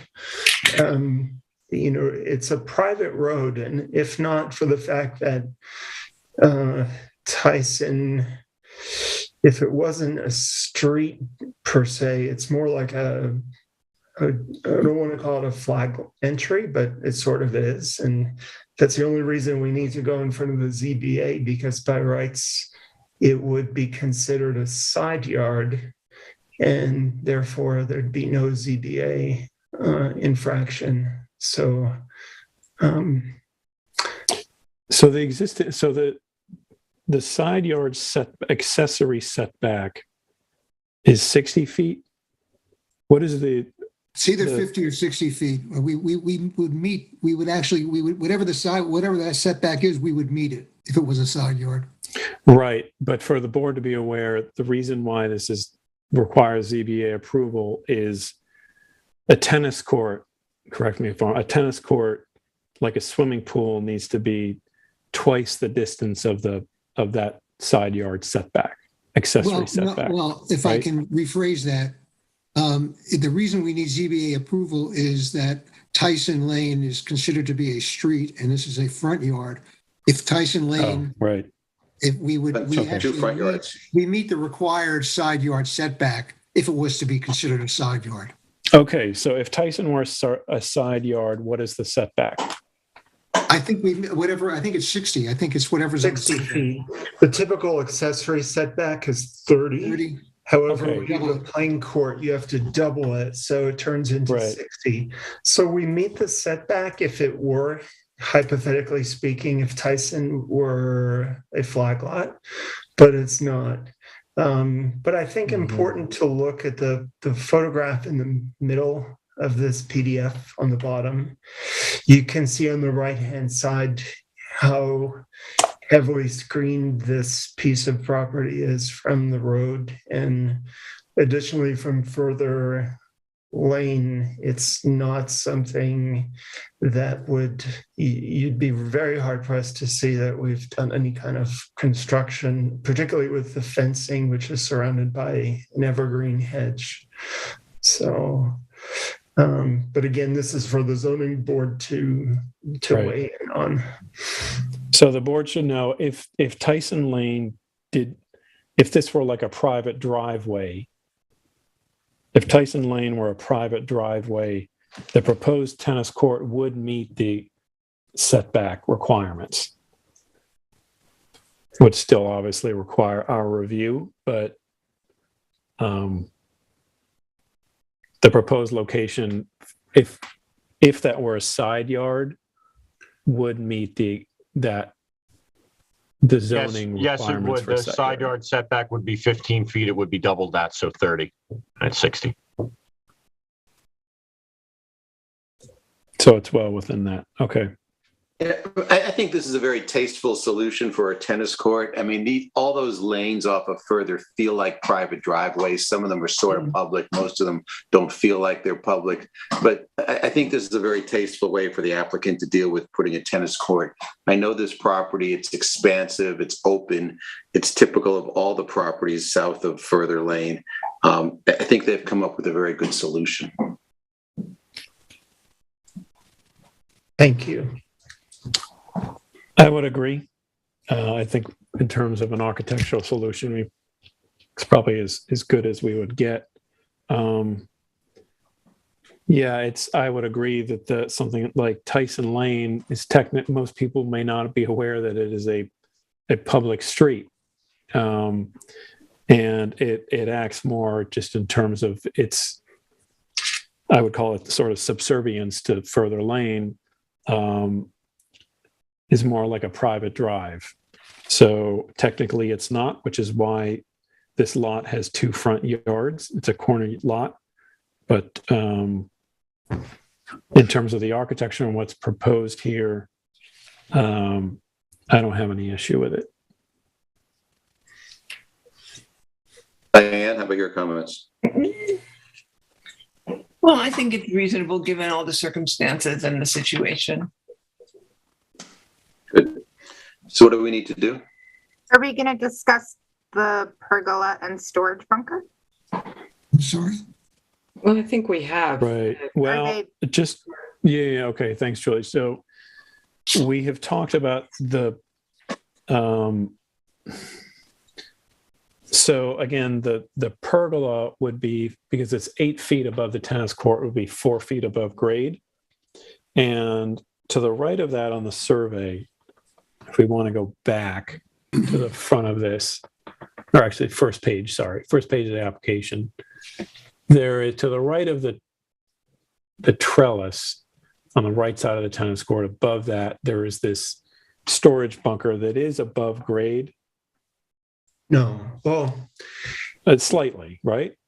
I mean, only by like a foot. If you scroll, it's difficult to see, but if you continue to I think towards the end of the set. Right there, yeah. It's shown, this is actually, and I'm sorry to correct you, it's not a hard shoe court, it's actually a clay court, or it gives the option to do that. But in terms of maintenance for a clay court, once every so often, you've got to get this miniature steamroller, if you will. And obviously, the logistics of getting such a heavy machine onto the court is difficult. There's no ramp. So this bunker, which is at the court level, if you went to the last page of the PDF, it shows that there's a pair of doors which are inserted into the wall, and they access, it's a little there. Yeah, maybe one more. Let's see, but it's very discreet. You can see it. It was in the picture. That's a little. It was in the elevation from the tennis court. Yeah, there's okay. There you go. Yeah, so that would be hidden with hedges, but it's just to get this small machine that comes out once every so often to flatten the clay on the court. Actually, hard shoe needs to be rolled also. That's,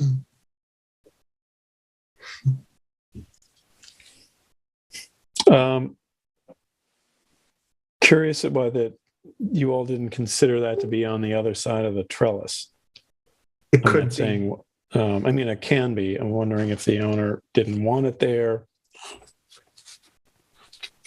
We can put it, I think, anywhere. Right. Ideally, the side of the court is better.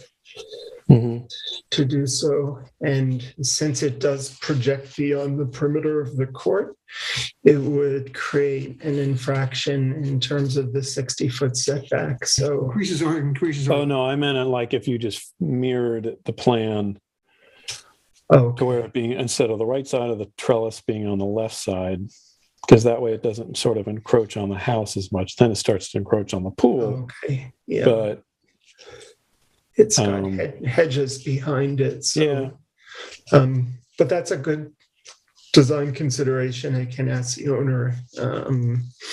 But if you scroll one more page, you can kind of see what this little machine looks like. And again, it's sort of a necessity with the clay court.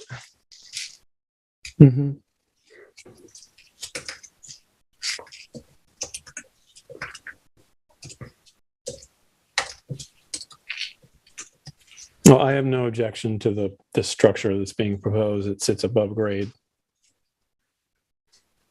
I have no objection. Esperanza, your comments? I don't really have anything to say about this in addition to what's already been said.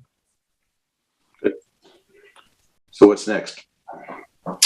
So I can't make a motion to approve, correct? If we're not approving this. Because actually this currently would be considered an incomplete application. It needs the review from ZBA first. That's correct. And you would send your comments to, the summary of comments from this meeting right now. Julie and myself will prepare and we'll send to the ZBA. And the next step will be to process the ZBA application. And if they are granted the relief, then they would come back before you and the process would be finished in front of the ARB.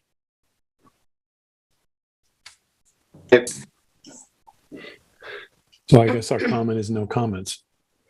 Well, I think you made plenty of comments. Well, I believe we got positive feedback, and based on that, it's just an adjournment until if we get it or granted a ZBA approval, we would come back and say hello to ZBA. And just make this more official, assuming we got ZBA approval. So I just want to take it back one moment and just make sure we all are, fine with the location of this, as just to be sure. Fine. Because it's in an ag overlay. Okay. All right. Thank you. Thank you very much. Thanks. Okay, so next, number 8, tax map number 300-200-2-48.4, 85 Rod Highway, Moyne Scott. Billy Hayjack will be on, and possibly, I think there was someone else that was trying to call in earlier and hopefully got through. Yeah, the caller dropped off the line. Okay, all right. I see Billy. Hello. Good evening. Good evening. How are you? Good, thank you. Okay, so this is Chip. Can we bring up some of the photos? Because the photos really tell the story here. I can't wait.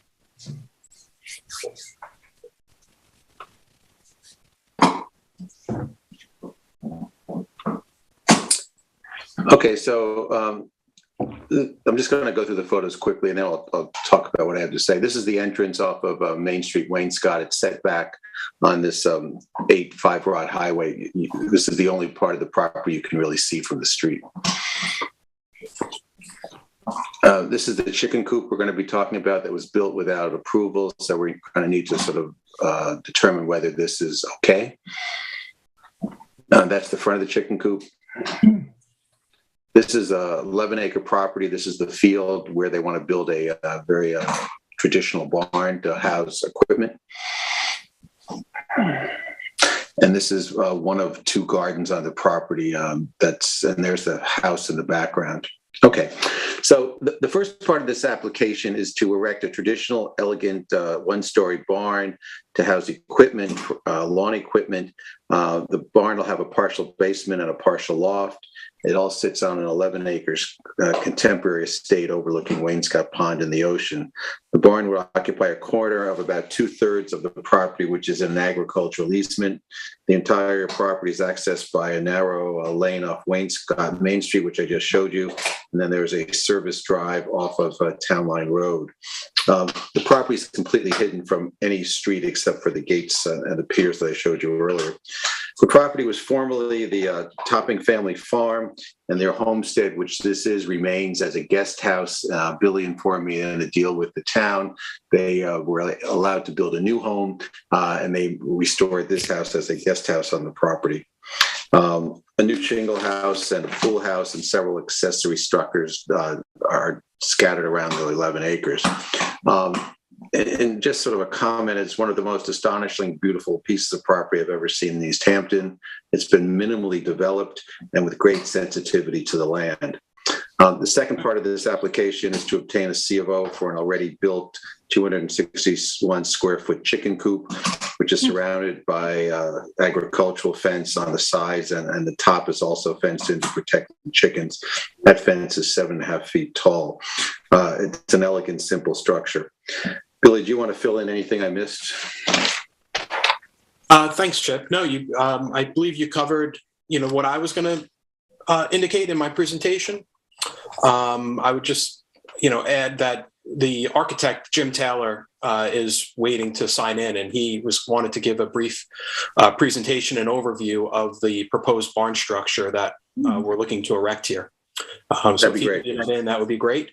I would just add that the application was vetted. It was referred to the town's agricultural advisory committee, and they reviewed the matter and found the barn was appropriate for the agriculture that's currently being conducted on the property.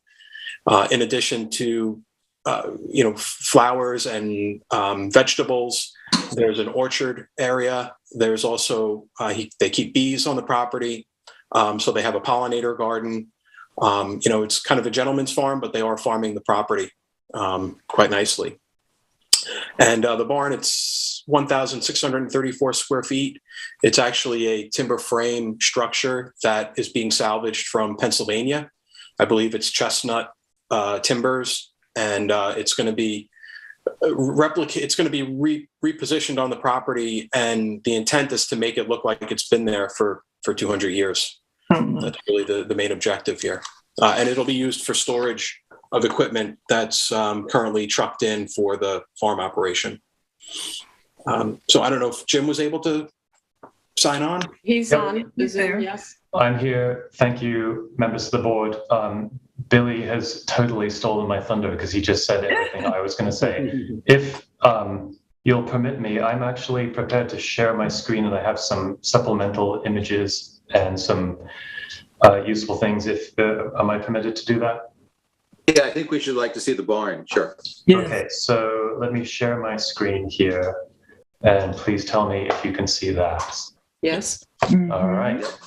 So let me pull up my notes, and I will.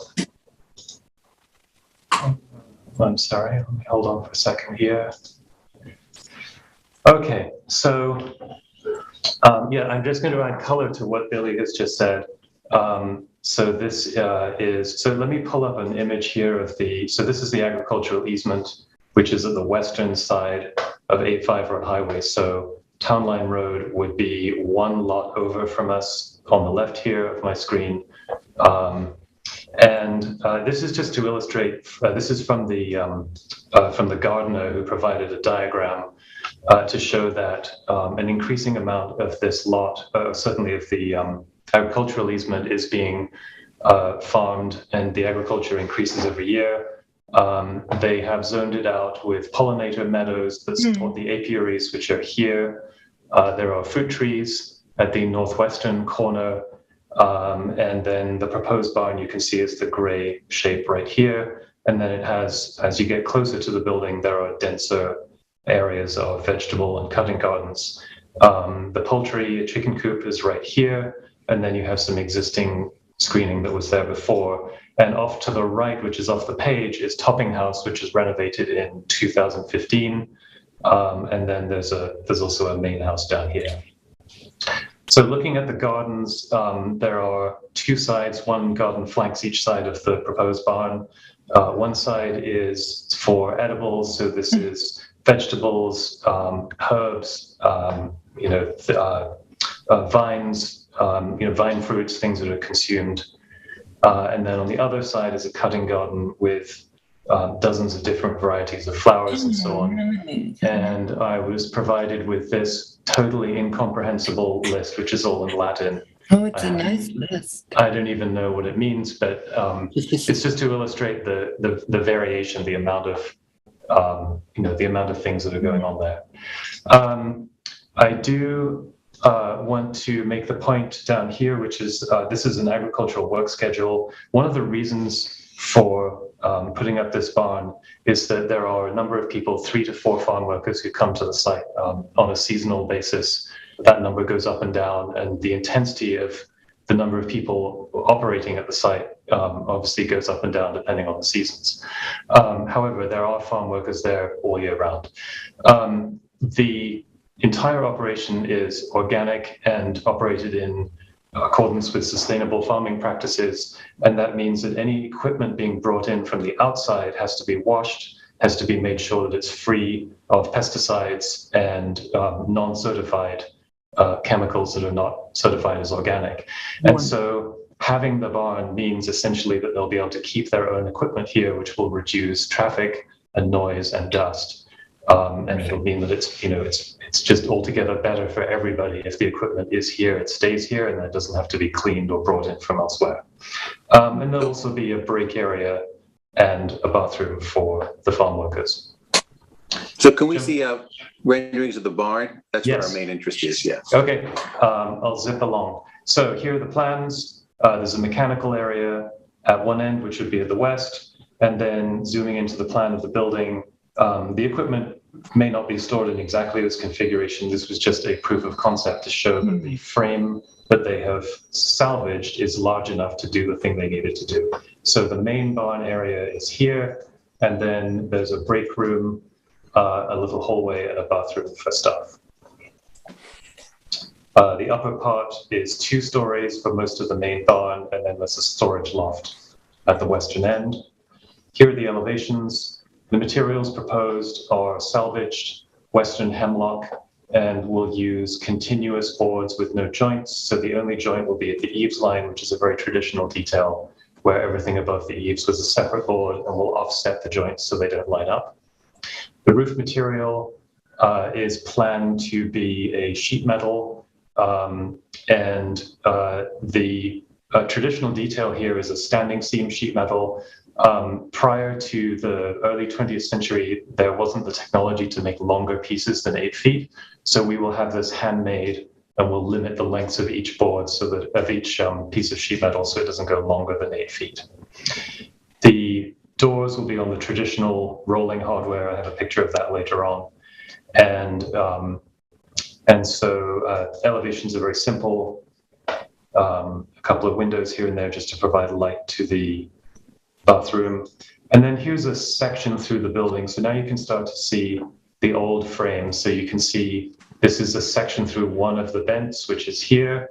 It has its diagonals, and it has its base beam that runs all the way across the floor of the building.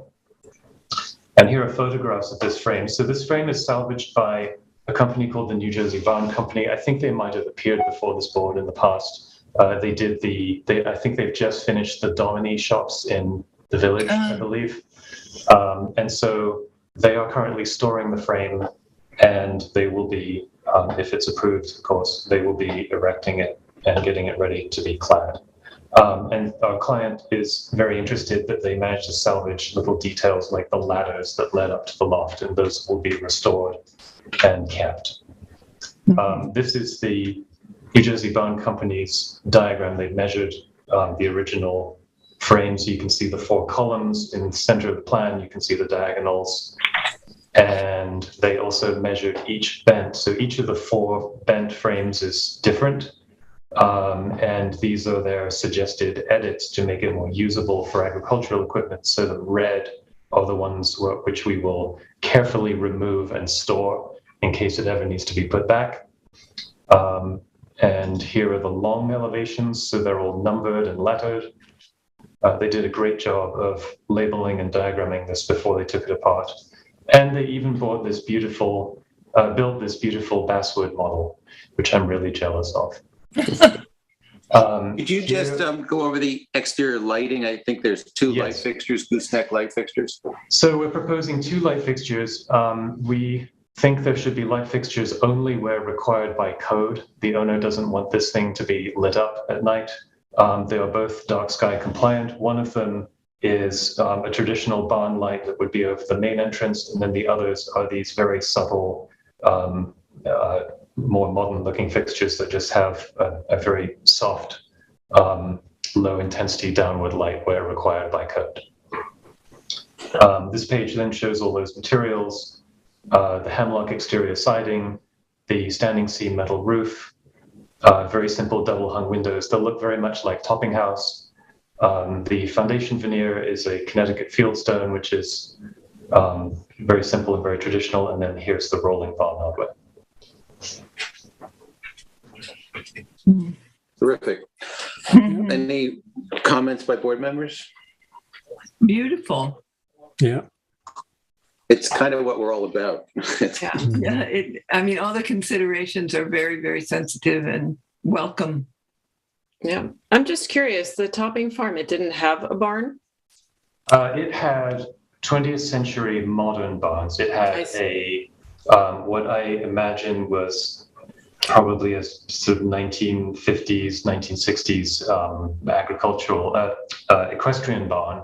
Actually, it was a 2-level barn. It was an equestrian barn, but it had a kind of almost like a potato barn base, but definitely not old. And then there were a couple of tractor sheds. One of the tractor sheds was old, had an old frame and was salvaged and is now connected to topping house. Okay. Okay. Good. Yeah, because this would definitely be, a historic district in the making, so important that we keep these elements. Nice work. So we can go to a motion? I think if nobody has any further comments, Chip, you can go ahead. So I make a motion that we approve this application as stated, approving the construction of a new barn and also approving the already constructed chicken coop on the property. Okay, great. Okay, do I have a second? Oh, yes, second. All in favor? Aye. Aye. And no opposed? Okay, so carried. I think it's one of the best applications we've seen in my 2 years on the board. Thank you very much. Thank you. Good night, everyone. Have a good night. Thanks, Billy. Bye-bye. All right. So on to issuance of certificate of occupancy. Dean Varden and Christine Avajan, tax map number 300-156-04-029, 45 Cosdrew Lane in East Hampton. And Jake's Vanderwat is the agent, and you're here. Hello. Yes, hi, how are you? Well, thank you. So we had a resolution from January 13th regarding existing deer fencing at a maximum height of 6 feet and an existing driveway gate at a maximum height of 4 feet. And there was some existing deer fencing along Ancient Highway that was to be relocated within the property line. You have submitted a new survey that dates to 16th of February. And with the site visit that we had,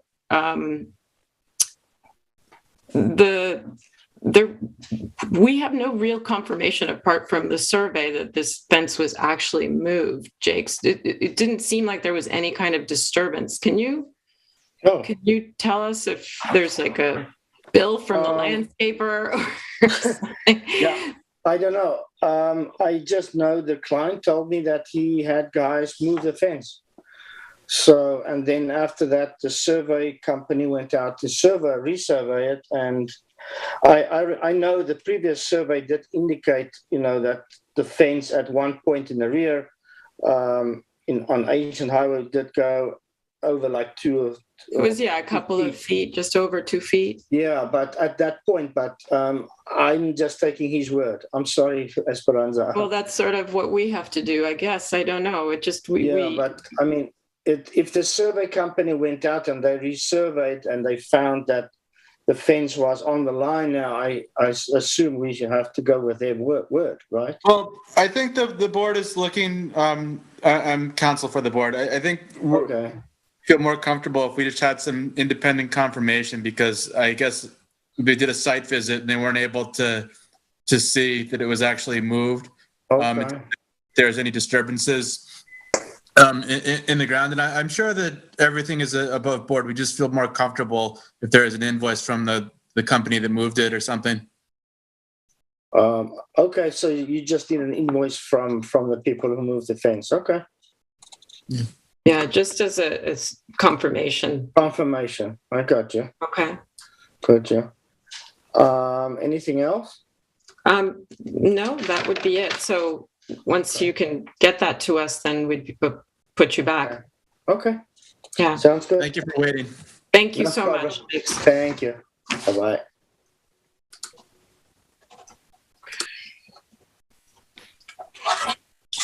Okay, next is Frederick Liss, tax map number 300-150-3-16.4, 441 Montauk Highway, Amagansett.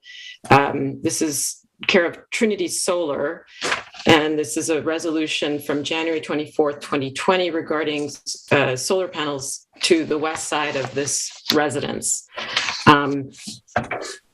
They're there, and so we could look at the picture to confirm, but the house does have panels on 3 sides, and this resolution in particular, they seem satisfied. So I'd be comfortable instructing staff to advise the building department that this application is ready for a certificate of occupancy. Okay. Do we have any photos? Yeah, you could certainly, if Will, can you put my photo up? You can hardly see it's this sort of lean-to side of the house. That's the ones on the west side that they're referring to, but you can see the solar panels on the south side. And then there are some on the north side as well. And the reason why this was before us is because this is on or adjacent to an agricultural overlay district.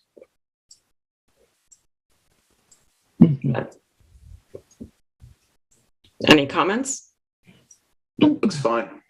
Yeah. They have a lot of energy.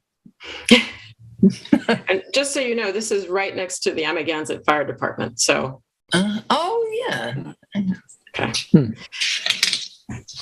All right. And last one. Wait, can number somebody 11. second that, please? Oh, sorry. Did I not? Sorry. No, thank you made the Julie. motion. Thank you. I made the motion. Can I get a second? Second. All in favor? Aye. Aye. None opposed? Okay, so carried. Okay, thank you, Julie. I missed one. It was pretty good all evening. Okay, Amanda Iacono and James Gessa, tax map number 300-159-1-9, 104 Long Lane, East Hampton. This was before us. This new residence substantially conformed to its resolution from dating to December 31st, 2020. What we did require from the applicant was the submittal of spec sheets for the exterior lighting, and there were some fixtures that were not dark sky compliant, and they've submitted the, when we can take a look at those, the sort of the shields that they were going to purchase for the sconces by the front entryway. And do we have those? Okay, good. So that's the Night Saver shield. That will go on the, let's see, back porch lights. Front porch lights. And I don't know if the back porch lights have that.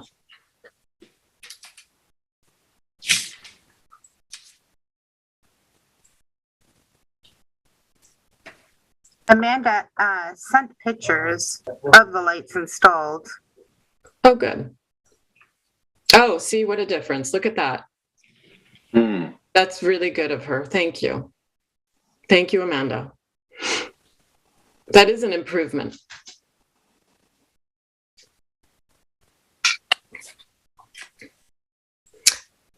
And the other ones, Eric, Will, the other submitted ones are fine. I mean, the gooseneck is, the back porch light, those are okay? Yes? They appear to be. They appear to meet the code. All right. Okay. And so we're going to move to approve this for CO. I just will make a note in our letter to the building department that there were, just the making note of the changes or what was built versus what was not built. Just a few of the changes, right, David? Okay. All right. So thank you. So I make a motion to instruct staff to advise the building department that this application is substantially conforms and is ready for a certificate of occupancy. Do I have a second? Second. All in favor? Aye. Aye. Opposed? None? And we pass. And this is the end. I make a motion to close the meeting. Okay. Thank you, Esperanza. Mm-hmm. Yeah, Good very job. nice. Good Very job, nice. everybody. Couple of hours, not too bad. Can somebody second the closing of the meeting? Thank you, Julie. Do I have a Second. second? Okay. Second. Second. Thank And you. all in favor? Bye-bye. Aye.